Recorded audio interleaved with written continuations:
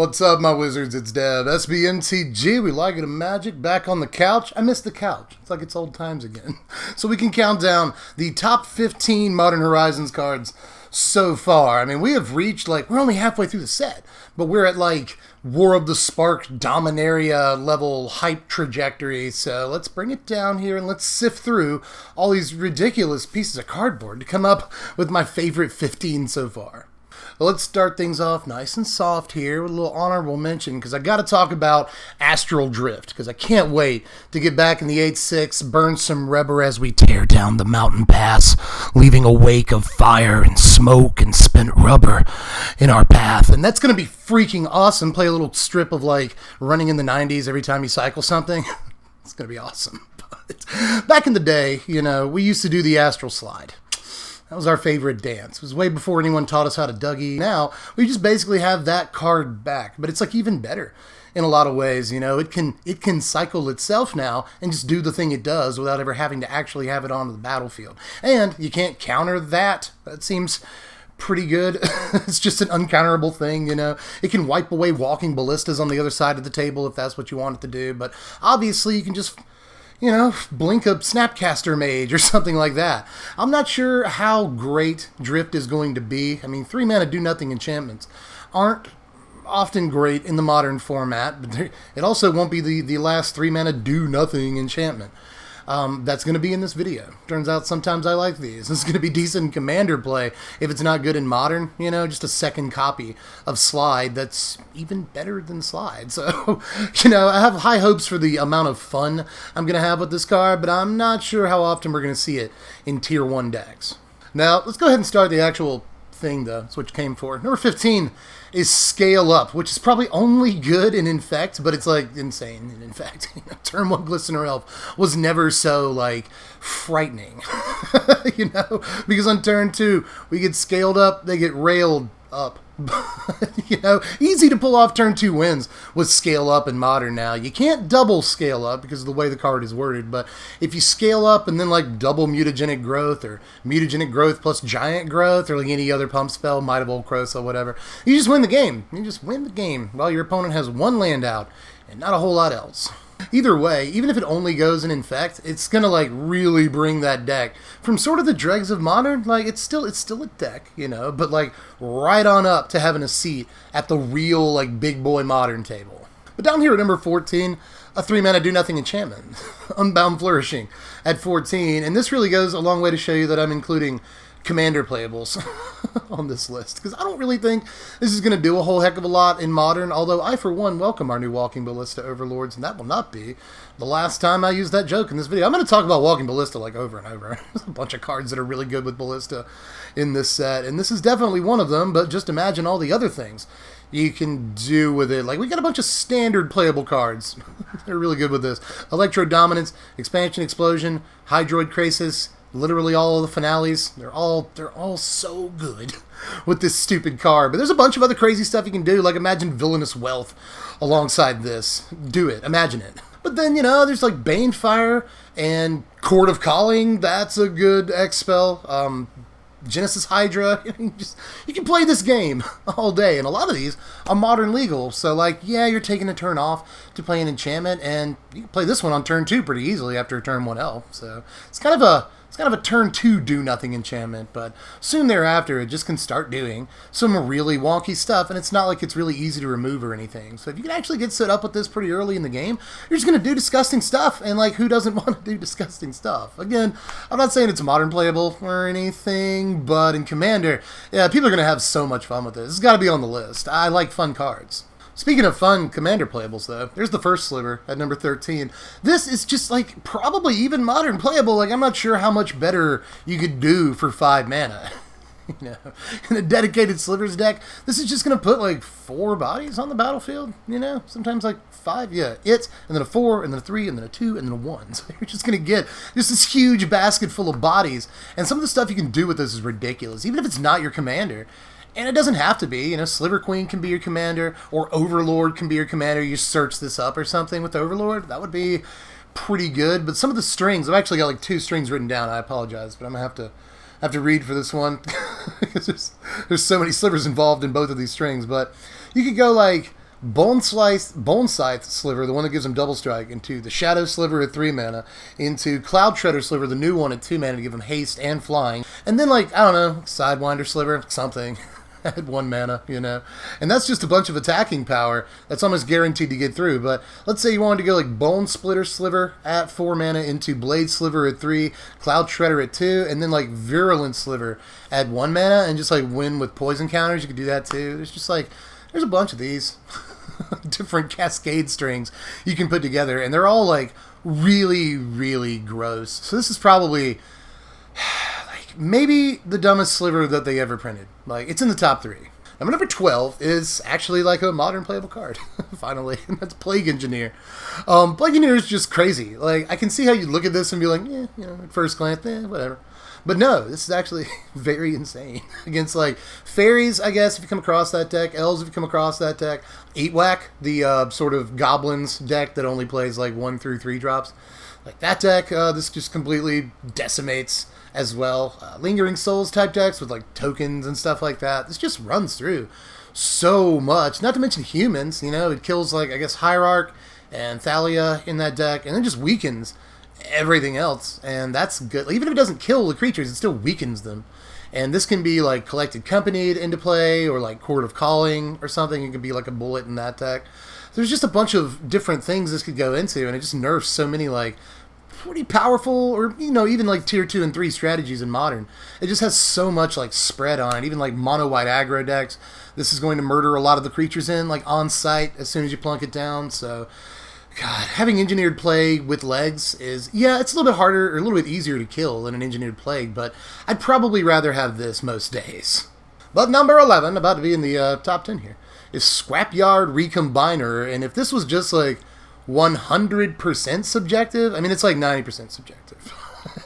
If it was 100% subjective, this might be like my number 1 card. I'm really excited for this, and I, for one, welcome our new Ballista Overlords. I get to use that joke 2 or 3 times in this video, and this is definitely one of the cards that lets me do it, but we also get like Hangerback Walker, that seems nice. Like all of the Gear Hulks seem good to conjure up with this. It also works like insanely well with Scrap Trawler, like insanely well. Scrap Trawler just looks like very good with that card. And like, I guess Scrap Heap Scrounger too, because there's a little bit of fuel there. You know, sacrifice your Scrap Heap Scrounger to use this thing's ability and just get your Scrap Heap Scrounger back. So yeah. Or you can just go get a Scrap Heap Scrounger with it to start that loop going. So, like, Constructs is real. Constructs is very, very real. Even outside of like the Hardened Scales deck, where Constructs was already kind of real. Now it's very serious, and this might actually find its way into the Hardened Scales deck. It searches up like so many creatures in that deck, so yeah, man, like this is a real piece, and don't let anybody tell you that it's not. It's not just for Commander or whatever. Like this is a very, very real Modern card. Now, to start off the top 10 here, I'm gonna do Archmage's Charm. Even though, like, I don't have much to say about it. This card's just, like, obviously good. I wish I had, like, a joke or a bunch of, like, stuff you could use it with. But, like, no, it's just, like, obviously, this goes in control. Like, Mono Blue is already a deck, but, like, Blue White is a deck, too, in Modern. And it easily fits this card. I mean, all these decks already play Cryptic Command. So it's not, like, unheard of that they could get this card on turn 3. And you won't even play it on turn 3 90% of the time anyway, so what do you care? It's just, like, another little mini sort of Cryptic Command. These kind of modal spells are always, like, insanely powerful in, like, all 3 modes. It's stuff that you want, you know? Like, for another card coming up, I'm going to name a bunch of 1-mana creatures, and yeah, they can all be stolen by Archmage's Charm, so keep that in mind. This is just, like, balls out. Just a very, very good card. It's hard to have more to say about it than that. It's just, like, obviously busted, and the 3-mana price tag really doesn't push back the playability, like, in any way. It's just good. Solid card. But number 9 is Goblin Engineer, which should probably be, like, way higher up on this list, honestly. It just has to get broken first, but it's already immediately breakable. And I, for one, welcome our new Ballista, blah, blah, blah. I'm done with that joke, I think. I'm pretty sure that's the end of it. But this is also pretty good if you want to do, like, the Thopter Sword combo, which will be relevant a little bit later on in this video. But, you know, there's a card later on in the video that the Thopter Sword combo just goes infinite on. But this can, you know, search up one piece or the other of it. So that seems really good for a pretty low mana investment. And just being able to, like, mess around with cards in your graveyard And it just seems great, you know. Like, you get a sacrifice trigger on this if you need artifacts that you want to sacrifice. You have a tutor effect on this. It's just crazy. Like, there's everything the card does for such an incredibly low mana investment is insane. Like, it feels like Stoneforge Mystic and like sort of a Goblin Welder, like smashed together, but like fixed versions of both of them, which is, I mean, both of those cards are pretty good. You know? One of them's banned in Modern, the other one saw a butt ton of play in like Legacy, so yeah, it's a pretty good card. But number 8 is Ranger Captain of Eos, and I, for one, blah, blah, blah. Like, this can go search up a Walking Ballista, but this is where I also get to name a bunch of cards that this goes and searches up. I mean, there's obviously Death Shadow, but like, who cares? It's probably not going to be in that deck. There's Soul Sisters, you know, do that. Probably goes in that deck. It can be in, like, Court of Calling and Collected Company decks. It works pretty well with both of those. It can get a Cabal Therapist. Don't forget that card is around. A Viscera Seer. It can go get like a Noble Hierarch, I guess. Like white 1-drops of any stripe. There's just so much that it can do. And it like keeps your opponent off of wrathing you or like otherwise disrupting your board or your combo, whatever you're trying to do, you know. So that seems good, especially if you're doing like the Viscera Seer thing with it, going and getting Viscera Seer with it. Then yeah, there's plenty of combos you're trying to pull off that you don't want to get disrupted. And this can definitely do that for you at a really low mana investment while putting like a nice beefy body on the battlefield. It's just like, I've seen so far, the barometer on this card seems to either be like, oh, this isn't Modern playable at all, or like, oh, this is one of the top 5 cards in the set so far. And I've sort of split the difference. It's not in my top 5, but I do think that it's like definitely going to see play in not just like 1 or 2 decks, but multiple decks. You know, it's got good creature types, got good stats, tutors something up, almost always something relevant. It's just keeps your opponent from like disrupting you. It just does everything. Why would you not? How is the card not Modern playable is my question. Not to mention it also searches up number 7, Giver of Runes. Which, Giver of Runes, to see Mom again in Modern gives me the runs. Like, I'm a little apprehensive. This card is a bit too powerful, and yeah, they fixed it a bit, but Stepmom, or Daughter of Runes, whatever you want to call this, is still, like, just as, I mean, it's not as good, but it's right there. It's right behind Mom. Like, you're never going to be my real mom, but you're a pretty good stepmom. You know? Like, this just protects everything, not only aggro creatures, but combo pieces. You know, we're just talking about like Viscera Seer combo and then like Devoted Druid combo and stuff like that. This is going to protect all of those pieces, which is exactly what you need in those decks. And like, it might go in Soul Sisters too to protect them, and it's another 1-mana creature. It's just like, good lord. Card is absolutely insane, and I'm a little bit surprised that they printed it. I wish I had more to say about it, but just it's another card where the power level is just like so apparent. And if you've ever played with or against Mother of Runes, you're probably a little bit scared of this card, and you should be.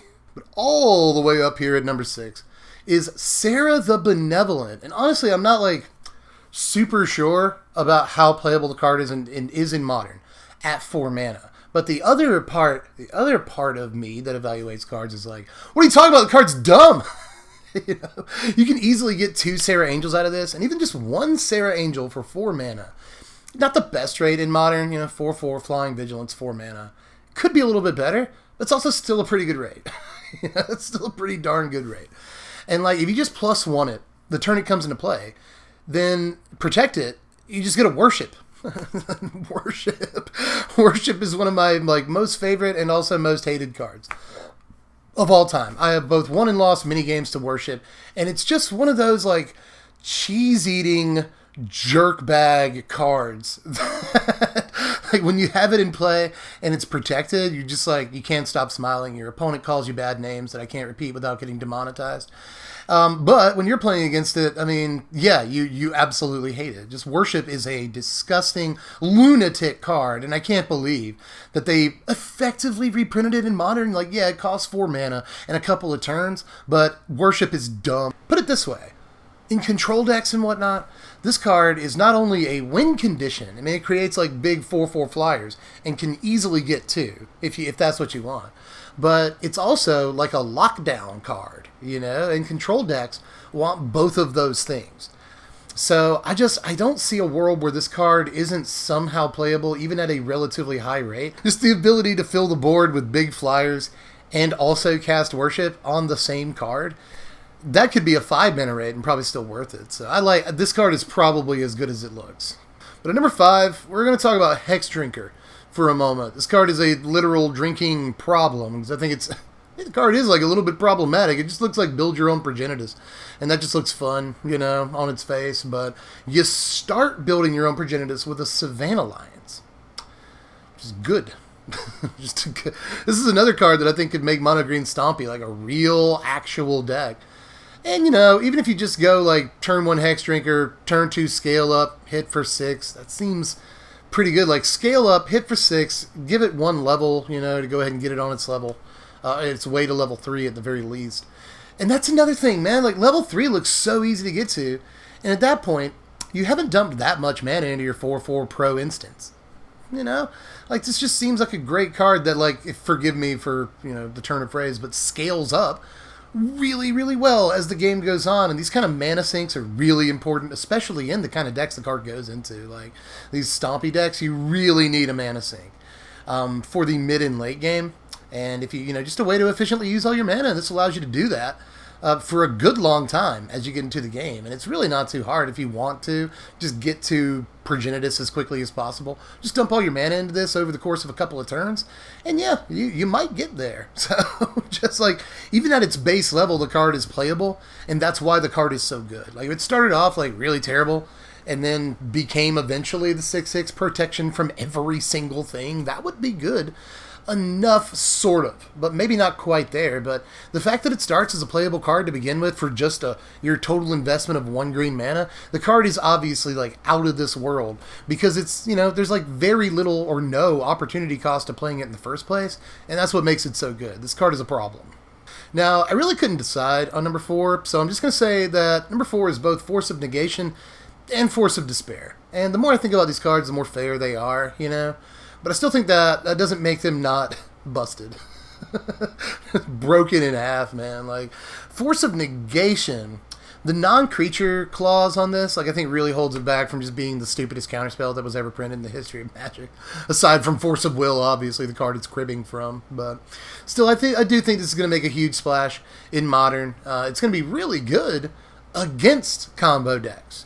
And that's going to be great, you know? Like, imagine this is actually a pretty good tool to fight those Infect decks that want to scale up on turn 2 or something. So keep that in mind. Fights that pretty well, but also fights, you know, Storm decks and just any degeneracy in the format. This is going to help keep in check really, really well, and we need that. But as far as Force of Despair goes, this is another thing that just keeps players off of degeneracy. That's really important. Like, this is going to see play in Legacy too, you know, just against like anything like Reanimator, Show and Tell, Sneak Attack, whatever. There's just a bunch of different things that this fights really well, not only in like Legacy and Vintage, but Modern as well, where this is going to fight, you know, Cord and, you know, again, Collected Company. It's going to be really important against that deck. And I guess like even Thopter Foundry, you know, we're talking about how that combo goes infinite now. Really, really easily, and this will fight against that too. You know, it's kind of a wrath against these tokens decks. Even against like Lingering Souls or something, this can be pretty decent. Anything where you're not 2-for-1ing yourself, Force of Despair is a very, very good card. But my number 3 is Ren and Stimpy, if only because the first ability on it, but it's got like more. It just happens to have more abilities. Like, for 2 mana, this is one of the most insane rates that we've seen in the last, like, 20 years. Even if you're just ticking it up every time, then this is going to get back, like, Ghost Quarters, maybe Field of Ruin, whatever. In older formats, it gets back to, like Wastelands and Strip Mines, which is really good. It gets back, like, Creature Lands that died. It goes in, like, Life from the Loam decks, obviously, you know. And it's the right colors, too.